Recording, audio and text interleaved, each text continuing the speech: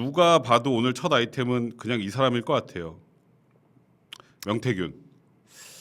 참 신기하단 말이에요. 이분이 지금까지 말한 거 보면 선거 과정을 자기가 어떻게 뭐 도수를 부렸든 뭐를 하든지 해서 결과를 만들어냈다는 식으로 주장을 하는데 그건 아니라는 거 제가 이제 좀 이따 다시 말씀드릴 거고, 아무리 선거를 앞둔 후보라도 물론 본인 일이라 굉장히 그 예민하게 받아들일 수 있고 뭐라도 그렇지. 도움 받고 싶어하는 마음은 알겠는데 이렇게까지 다 만나서 혹할까라는 생각이 들어요. 아니 근데 저는 몰랐는데 제가 이분하고 패친이더라고요. 엥? 그러니까 저는 맨 처음에 제 페이스북에 명태균 뭐 이렇게 뜨길래 사칭 계정인 줄 알았어 처음에. 왜냐면 내가 그분을 알 길이 없으니까. 근데 아마도 제가 이제 한 10,000명 정도 되거든요. 친구가 저한테 친구 신청을 했겠죠. 그러니까 저는 이제 그냥 일단 친구 신청하면 옛날에 막 다 받았으니까. 네. 근데 이분이 페이스북에 요즘에 거의 폭주 중이에요. 네, 그러니까 막 얘기 많이 하더라고요. 네, 지금 뭐 대충 좀 올려주실래요? 아 이거 뭐 온갖 정치인 이름 다 나오고 일단 이거 김영선 의원님을 통해서 만난 분은 김종인 위원장님과 이준석 대표님, 오세훈 서울시장뿐이다. 다들 입만 열면 거짓말. 뭐 이런 것도 올리고 또 다음 거요. 이거는 이제 저건 세죠 상중. 이게 김종인 비대위원장이 뭐 한 번 보고 뭐 본 적 없다 뭐 이렇게 얘기하고 나서 이제 뭐 자기의 정치적 아버지는 뭐 돌아가셨다 저걸 올리기도 하고. 그러니까 저거는 쉽게 말하면 김종인 비대위원장이 거짓말한다 이런 뜻인 것 같아. 그걸 그렇다고 저렇게 표현하면 어떡해. 그렇죠. 그리고 또 다음 거요.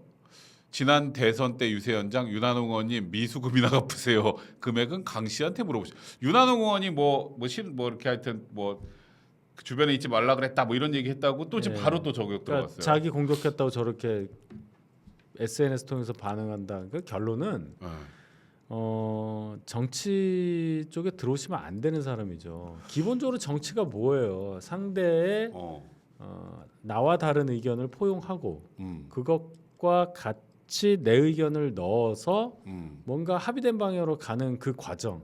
근데 이런 분이 어떻게 정치 자기가 뭐 정권을 만들고 했다는 거예요. 이게 말이 됩니까? 근데 이것만이 아니에요. 또 있어요. 보세요. 이거 오늘 또 김재원 최고가 또 한번 저격했다고. 지난 대구 남구 대구시장 대구성을 왜 떨어졌는지 알고는 있나? 헛소리는 누가 하는데. 그러면 자기가 갔으면 이겼다는 얘기인가? 그 무슨 그러니까 그게 뭐 김재원 최고랑 인연이 있다는 소리인지 모르겠어요. 그 다음 거요. 끝인가요? 아 이거 또 홍준표 집 시장이 또 뭐라 그랬잖아. 적절히 써야 된다 그랬더니 성역 없이 수사하면 저보다 홍 시장님이 더 위험해질 수 있어요? 뭘 아는 것처럼? 아니, 이거까지인가요? 더 있나요? 끝이죠. 이런 식이에요. 그러니까 인간관계라는 게 아무리 틀어져도 본인들끼리 해결하든지 그냥 넘어가든지 하는 거지. 저런 데다가 이렇게 해서 본인 뭐 과시하는 것도 아니고, 과시한다고 제가 과시가 됩니까? 아 그러니까요. 보니까 뭐 연세도 뭐 저보다 한 살 많나 뭐 그래요 보니까. 아 그래요? 아 처음보다는 연배가 좀 위인 줄 알았는데 많이 이렇게. 뭐 저는 사진을 70년생이래요. 봐서 70년생이시구나. 이해가 안 가요. 저런 분. 근데 사실 이 명태균 얘기를 처음 할 때만 해도 그때 뭐 김영선 의원에 대한 뭐 김건희 여사 뭐 공천 개입해서 뭐 그 어디였죠? 7불사에서 뭐 이준석 대표랑 만나서 뭐 했다가 뭐 그런 얘기 정도였는데 이 기사가 뜨고 나서 난리가 난 것 같아요. 기사 좀 띄워주세요. 한 달이면 하야 탄핵 감당되겠나? 이거에 저도 깜짝 놀랐어요. 이게 대통령실 반응이 나오고, 그러니까 저 얘기는 내가 지금 얼마나 뭘 많이 알고 있는지 알아? 내가 지금 입을 열면 이 정권은 끝이야. 이러면서 지금 민주당도 지금 거의 명태균 만세를 외치고 있어요. 저게 무슨 뭐 이재명도 아니고, 이재명 대표도 저런 말 못하잖아. 자기가 탄핵 얘기 해놓고 자기 안 했다고 하는 수준인데. 야, 저 사람 어쩌려고 저러나 모르겠네. 그러니까 저 얘기가 그냥 저 느낌엔 물론 뭐 과장, 뭐 허풍 이런 것도 뭐 그런 식으로 많은 분들이 분석을 하던데 그게 이제 뭐 얼마나 큰 타격이 될지 모르겠으나 무언가를 큰 걸 알고 있다라는 의미 아니겠어요? 그럴 거 없어요. 그래요? 그러니까 이제 저분이 윤 대통령, 뭐 오 시장, 뭐 이준석 대표 이런 사람들 과거에 뭐 되기 전에 만났다. 네. 그런 인연이 있다는 걸 가지고 내가 얼마나 친한데라고 막 떠드니까 이거를 대응을 하기가 그렇잖아요. 그렇지. 그러니까 이분들이 다른 분도 아니고 현직 대통령, 현직 서울시장, 서울시장, 뭐 현직 제4당 당대표, 당대표. 뭐 현직 대구시장. 예. 그러니까 이런 분들이 어떻게 이게 면이 깎이니까 말을 못하는 거지. 이 사람 말이 맞아서 또는 약점 잡혀서라고 저는 생각하지 않아요. 그런 거 아니에요? 그러니까 그 약점 잡혔다고 하면은 무슨 뭐, 약점을 잡혔겠어? 뭐 그러면은 오히려 저렇게 더 대응들이 당당하기 힘들 텐데 지금 뭐 전체적으로 대응들은 다 당당하더라고요. 그러니까 그거밖에 없는 거지. 아 그래요. 뭐 선거 전에는 뭐 도움도 좀 받고 그런 거 맞는데 근데 이 사람 이렇게 나오면 어떡하지? 이 정도 수준이란 말이에요. 근데 이 사람 계속 자기한테 뭐가 오고 뭐 금전 문제도 이제 걸리고 하니까 일단 자기 그 인신 구속이 될 것 같잖아. 내가 살길 그러니까 이제 막 난사하는 거라고 저는 봐요. 이제는 뭐 어쨌건 내가 지금 입을 내가 살고 열면은 봐야 되니까. 뭐 하니까 나를 어떻게든 좀 뭘 해라 뭐 이런 검찰에 수사하면 이렇게 된다 뭐 이런 취지인 것 같아. 그렇지. 자기 얘기를 하면서 그러니까 나 수사하지 마. 그러지 마. 나 터뜨릴 거야. 뭐 이거잖아. 그러니까 근데 사실 저걸 보고 제가 이거 뭐지? 제가 너무 황당해서 사실 그 전까지만 해도 사실 김대남 얘기를 더 했지 이거 명태균 얘기 별로 안 했거든요. 제가 뭐 다른 거는 모르겠어요. 뭐 아직 모르니까 뭐 없다고 저는 보는데 선거 과정에서 이 사람이 역할을 해서 뭔가 결과가 바뀌거나 할 여지가 있다. 저는 절대 그렇게 생각 안 하는 그 이유가 하나가 있어요. 네. 그래서 이분 얘기 중에 뭐 윤 대통령도 마찬가지고 이거잖아요. 자기가 여론조사를 해서 결론이 이건 것 같아요. 언론에서도 보는 게 여론조사를 굉장히 뭐 이 사람에게 그러니까 자기가 이제 접근하는 사람에게 유리하게 해서 그게 어떤 작은 언론이라도 나오면 요새는 인터넷 통해서 다 뿌려지니까 매체 영향력이 조선일보나 뭐 무슨 조금 신문이나 똑같잖아. 인용해버리면. 그렇죠. 요즘에 찾으면 여론조사에 찾아서 그냥 붙이고 이러니까. 딱 하니까 그러니까 그걸 통해서 영향력을 어떤 여론조사 숫자를 통해서 퍼뜨려서 실제보다 조금 과장되게 해서 뭐 밴드웨건 효과. 이 사람이 대세네. 대세 그렇지. 효과를 만들었다. 그래서 이 사람이 됐다. 내가 그래서 만든 정권이다. 뭐 이런 논리더라고. 그렇죠. 근데 그게요. 여론조사로 장난을 쳤다는 거지 쉽게 말하면. 그러니까 여론조사라는 게 뭐 일주일에 딱 하나 나오거나 뭐 그런 것도 아니고 여기저기서 하는 여론조사 중에 갤럽 같이 뭐 사람들이 많이 알고 하는 데도 아니고 그냥 여러 군데 있는 여론조사 중에 한 기관에서 이렇게 의뢰받아서 한 여론조사 결과 튀었다고 저희는 튀었다고 표현하는데 거기에 따라서 대중의 심리가 바뀐다고 생각하는 것 자체가 이 사람이 굉장히 뭘 모르는 사람이다.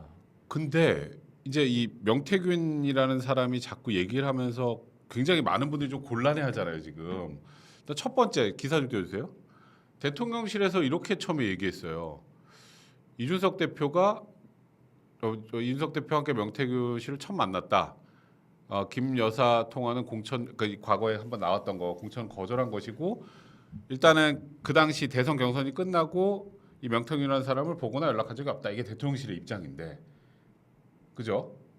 근데 이준석 지금 개혁신당 대표가 바로 들이받았어요. 그러니까 이준석 대표는 이 얘기죠. 그것도 기사 띄워주세요. 이제 바로. 마치 이준석 대표를 통해서 명태균을 처음 만난 것처럼. 그게 아니다. 내가 명태균과 윤 대통령 3자가 만나기 전에 이미 윤 대통령은 명을 알고 있었다. 네. 이걸 지금 강조하는 거예요. 그러니까 그러면서 저게 말조심하자가 뭐냐면 이준석 대표가 그때 뭐 하여튼 뭐 대표 패싱하고 뭐 들어오고 막 그 과정에서 그 바로 전이에요. 직전에 그 이준석 대표 저 말조심하고 그 윤 대통령한테 뭐 이렇게 했다는 거예요. 이준석이 말조심하자고 한 거는 저기 정진석한테 그렇게 하고 말지도 못하면서 뭐 조용히 해 그렇게 하고 명태균이라는 사람이 너무 각 세우고 하지 말고 뭐 좀 그런 취지로 얘기를 했다라는 그런 걸 공개하면서 내가 무슨 저기 대통령하고 같이 만나 대통령 원래 먼저 알고 있었고 그쪽 사람이야 자기 쪽 사람이 아니고 지금 이런 얘기를 하는 거예요. 그러니까 이제 명태균과의 관계가 전혀 없다고 할 수는 없는 상황. 전혀 없으면 제일 좋을 텐데 저렇게 이제 문제가 되니까 조금이라도 연관성이 적게 돼야 그나마 좀 유리하다고 판단들을 하실 겁니다. 그래서 이거죠. 명태균하고 베프는 너잖아. 나 아니야. 나랑 별로 안 친해. 나도 너랑 알긴 친하잖아. 아는데 나도 알긴 하는데 너 걔랑 떡볶이도 먹고 영화도 아까 아니야. 뭐 서로 이러는 거야 지금. 그러면서 지금 이준석 대표는 그 경선 끝나고 연락 안 했다고? 김건희 여사하고 명태균하고 뭐 저 SNS 하는 거 내가 봤는데 이런 얘기가 나. 여기서 또 김건희 여사 또 나와 지금. 그거는 이제 대통령실의 그저께 반응이 주어가 대통령이에요. 대통령이 어느 유세 때 뭐 윤한홍 의원으로 추정되는데 네. 누가 명태균 나온 거고 저 사람이랑 끊어야 되는데 해서 그 이후로는 연락 안 했다는 거죠. 그래서 아까 저기 윤한홍 의원은 씹었구나. 저기다가 뭐 돈 갚아라 그러고. 네, 주어가 윤 대통령이라고. 김 여사가 했다 안 했다는 아예 거론도 안 했어요. 그러니까 틀린 말은 아니야. 거기가 주어가 대통령이라고. 거짓말을 했다. 그러니까 만약에 그 있었다고 하더라도 거짓말했다는 아니네. 그러니까 이준석 대표가 보여준 거는 여사 관련인데 대통령실에서는 여사에 대해서는 얘기도 안 했어요. 근데 이제 문제는 여기서 또 여사가 나오니까. 그렇지. 이제 그 피로감이 네, 엄청 그리고 나죠. 어쨌건 또 그리고 공천 관련해서도 또 결국 얘기가 계속 나오는 것도 김건희 여사 관련된 문제니까. 그러니까 이제 여러 개서 나눠서 볼 때는 제가 이제 이 말씀을 드릴게요. 명태균 씨가 마치 언론도 그런데 이분들이 이거 큰 선거 해서 당선되셔서 지금 현직에 있는 분들이 왜 이렇게 세게 말 못하고 무슨 순한 양처럼 명태균 얘기를 제대로 안 하냐 대응이 이러냐 하면서 정말 명태균 때문에 된 거 맞구만 뭐 이러시는데 이런 예를 한번 드려볼게요. 자 이분이 명태균 씨라는 분이 이런 얘기를 했어요. 오세훈 서울시장 내가 만들었어라고 얘기를 했어요. 맞아. 그럼 말도 안 되는 얘기예요. 자 이렇게 말씀을 드릴게요. 제가 경험이 있어서 그래. 제가 주인공입니다. 여기서는. 아까 제가 아침에 김태현 라디오에서 말씀드린 이 말을 할까 말까 고민하다가 말씀을 드렸는데 7월 9일에서 10일 넘어가는 2020년도 네. 그때 박원순 서울시장이 갑자기 사망을 해요. 국가주의 선택을 하고. 그래서 바로 재보궐이 생길 수밖에 없는 상황을 인지하게 됩니다. 우리가. 네. 그렇잖아요. 네. 서울시장 보궐선거를 그렇지. 해야 되는 거잖아. 그렇지. 임기가 2년 정도 남아 있으니까. 그런데 7월 10날 이제 발견이 됐고 그 금요일인가 그래요. 근데 제가 7월 14일 날 당시 오세훈 전 시장과 이렇게 개인적으로 뵐 기회가 있었어. 그래서 이제 무슨 식사를 같이 할 때 제가 뭘 준비해 갔냐면 오세훈 시장이 그 석 달 전 총선에서 광진 을에서 고민정한테 고민정하고 정말 세게 해가지고 2.55% 포인트 차이로 집니다. 맞아요. 그래서 다들 오세훈 졌다고 했지만 저는 어떻게 봤냐면 그 지역이 대충 10% 지는 데예요. 그렇죠. 원래 10% 굉장히 힘든데란 말이에요. 맞아. 요새 이제 조금 좋아져서 오신환 의원도 굉장히 선전을 했고 요번에는 오신환 의원이 나왔잖아요. 네, 그렇죠. 그래서 오세훈 시장이 갖고 있는 경쟁력이 서울에서 대단한 것 같다 하면서 제가 나름대로 김윤영 대변인이랑 같이 데이터 분석을 쭉 해서 뭘 뽑아 보니까 야구에 왜 WAR라는 거 있잖아요. 네, 그렇지. 그게 뭐냐면 평균적인 선수가 이 포지션에 있을 때보다 백성문이 이 포지션에 왔을 승리 때 기여도 승리 기여도가 얼마나 올라가냐. 그래서 전 시즌을 통해서 1이면 WAR 1이면 1승을 더한다는 뜻이에요. 그렇죠. 그게 이제 연봉 가치로 10억인데 오세훈의 WAR은 뭘까? 그렇게 이제 해봤어요. 야구로 접근했어. 그랬더니 한 7.5% 정도가 평균적 후보보다는 서울에서 경쟁력이 있다. 그런 게 하나 제가 이렇게 뽑아봤어요. 이게 막 어려운 수식도 아니고 더하기 빼기 곱셈 나눗셈에다가 루트 정도 알면 할 수 있는 수식이에요. 루트까지 들어가면 모르는 분들 많아요. 그래요? 그냥 제곱, 세제곱도 아니고. 그래서 그 표를 제가 살짝 만들어서 드리면서 시장님 재보궐 생길 것 같은데 재보궐 나가셔야 될 것 같다. 그랬더니 이제 그때 오 시장님은 다른 선거를 준비한다고 하시더라고요. 아마 추측컨대 대선이겠죠. 22년 대선을 준비하시는 분이어서 제가 볼 때는 휴지기가 기셨고 그래서 서울에서 이런 막강한 경쟁력을 갖고 계시기 때문에 아마도 서울시장 재보궐 나가실 것 같다. 분명히 그러면서 제가 이 말 했다는 걸 나중에 상기시켜 드릴 날 옵니다 했는데 그날이 왔잖아요. 자 그렇지. 그러면 제가 명태균이란 말이에요. 명태균보다 안 돼. 그러면 그러니까 제가 그러면 명태균 역할을 제가 했다는 얘기잖아. 아 그렇지. 근데 이게 뭐 대단한 게 아니에요. 이렇게 뭐 하다 보면 나와요. 이게 쭉 지역별로 보고 오세훈 시장이 그 전에 다른 후보가 그 지역에서 얼마가 나왔고 차이가 어떻고 이거 플러스 마이너스 해보면 대충 나오거든요. 그리고 김종인 당시 비대위원장도 계속 그 말씀을 하셨어. 우리 재보궐 때는 이거 경쟁력상 오세훈밖에 답이 없다. 그래서 안철수 후보랑 단일화도 세게 밀고 나간 거고. 그러니까 오세훈 얘기를 8월부터 계속 했어요. 당 내에서는. 근데 무슨 명태균이 가서 오세훈 시장 만나자마자 당신 서울시장 할 거냐 대통령 할 거냐 뭐 내가 만들어줄게. 말도 안 되는 얘기입니다.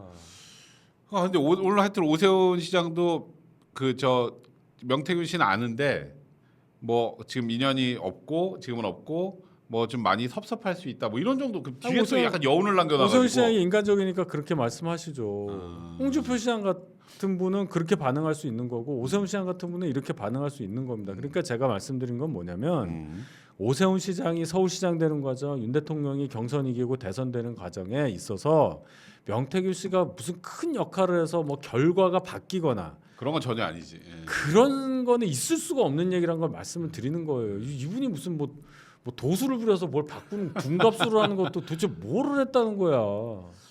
그러니까 뭐 일단 김영선 의원은 좀 명태균 씨를 좀 뭐 나름 대단하게 생각했던 것 같은 정황이 좀 있는 것 같고 김영선 의원 정도는 아니 그거야 김영선과 명태균 간의 얘기지. 그렇죠. 그래서 소개는 시켜줬는데 그 뒤에 지속이 된 사람은 없는 것 같아. 그렇죠. 그 다음에 이제 이준석 대표 관련한 것도 2021년 6월 11일 전당대회 이전에 5월 뭐 9일자인가 그때 이제 PNR 여론조사에서 2등 국민대상 여론조사했더니 나경원 1등 뭐 이준석 2등 이게 나와서 바람이 불어서 이제 됐다 이런 해석이 많은데 그 즈음에 했던 며칠 상관으로 했었던 모든 여론조사 결과가 다 이준석이 2등이에요. 왜냐하면 그때 후보가 뭐 나경원, 이준석, 주호영, 그때 뭐 윤영석, 뭐 조혜진 이런 분들 다 넣고 했거든요. 막 어떤 건 9명 넣고도 돌리고 막 그랬어요. 그러니까 인지도예요, 인지도. 그럼 나경원, 이준석 이렇게 가는 거예요, 순서가. 그런 여론조사가 많아요. 근데 마치 그거를 딱 포인트 잡아가지고 일부러 사람 수 늘려서 이준석이 인지도로만 나오게 해서 2등 만들었고 바람 불었다. 그거 안 속아요. 다른 데도 여론조사를 다 그렇게 해서 이준석이 2등인 데가 많다니까요. 그러니까 근데 지금 그런 사람이 지금 이렇게 말을 이제 세게 지금 계속해 나가는데 형님 아까 지금 뭐 말씀 다 이해되지만 다들 좀 몸을 사리는 듯한 느낌이 있고 왜냐하면 너무 거칠게 느낌 있어. 너무 거친데 이 사람이 거칠어 말이 뭐 당신 뭐야 뭐 내가 다 털어볼까 거의 뭐 자해 공갈단 수준으로 지금 얘기하는 거 아니에요. 그런데 지금 현직 대통령, 현직 서울시장 뭐 이런 분들이 뭐라고 얘기를 하냐고. 야 이게 그러니까 지금 사실 보수 입장에서 너무 난처하고 곤란한 상황이에요. 별로 안 곤란해요 저는. 이거 그래요? 좀 지나면 사그러는데 이 사람 뭐라고 얘기할 거냐고. 정식으로 할 때 우리는 그래서 정도를 걸어야 돼요. 한동훈 대표가 얘기를 했잖아요. 이거 수사하고 우리 세게 얘기하고 관련자들 명명백백하게 얘기하자. 이게 맞지. 이게 무슨 우리가 협박당해서 아유 그냥 넘어가자. 넘어가는 게 어디 있습니까? 그러니까 한동훈 대표가 이거 정확하게 밝혀야 된다고 취지를 얘기했죠. 밝혀야 돼. 이게 무슨 정치적 이득 때문에 한동훈 대표만 한동훈 대표와 아무랑 관계 없더라고. 그래서 이 트랩 안에 다 들어가 있으니까 그게 아니에요. 여권이 예를 들어 이런 사람 때문에 흔들리면 한동훈 대표는 여권의 인사 아니에요? 우리 다 흔들리는 건데 그렇지. 그 얘기가 아니라 이런 것 다 이렇게 제대로 해서 넘어가서 후환이 없게 만들자는 뜻입니다. 별거 없다고 좀 봐요. 다만 김영선 의원의 공천 과정에서 재보궐선거 얘기입니다. 김영선 의원과 했던 여러 가지 소통 과정 그리고 그 과정에서 김건희 여사 소통했다고 명태균이 김건희 여사 소통했다고 주장을 하니 계속 하고 있어요. 이것에 대한 정치적 파장에 대해서는 우리가 우려를 가지고 있어야 하고 더더군다나 이번 총선 과정에서도 얘기를 했다고 주장을 하면서 저희가 굉장히 막 했는데 김건희 여사가 이 얘기했다는 거 아니에요? 내가 그럴 힘이 없다. 그냥 경선하셔라. 단수 공천이면 좋겠지만 그렇게 끊었고 그건 이제 확인이 됐어요. 그다음에 공천 과정 제가 볼 때 아무 문제가 없어요. 여기 외부의 입김이 들어갈 구조가 못 됐습니다. 이번 총선은. 그러니까 그거는 적어도 그렇다. 다만 22년 재보궐 때 재보궐하고 지방선거 같이 했잖아요. 그렇지. 6월 1일 날. 네. 그때 공천 과정에 있어서는 뭐 그땐 좀 어수선하죠. 막 취임했고 그렇지. 우리 정권 맞아, 막 맞아. 바뀌었고 바로 또 지방선거 하는 과정에서 뭐가 있었나 그거는 이제 좀 보잔 말이에요. 공교롭게도 내일 뉴스토마토에서 광역자치단체장 2명에 대한 공천 과정에 대해서 또 폭로를 한다고 하니까 아유, 또 해. 그걸 보잔 말이에요. 이렇게 차근차근 봐야지 예. 휩쓸리지 말자는 얘기입니다. 그러니까 지금 형님 얘기 들어보니까 저도 이제 좀 이해가 됐어요.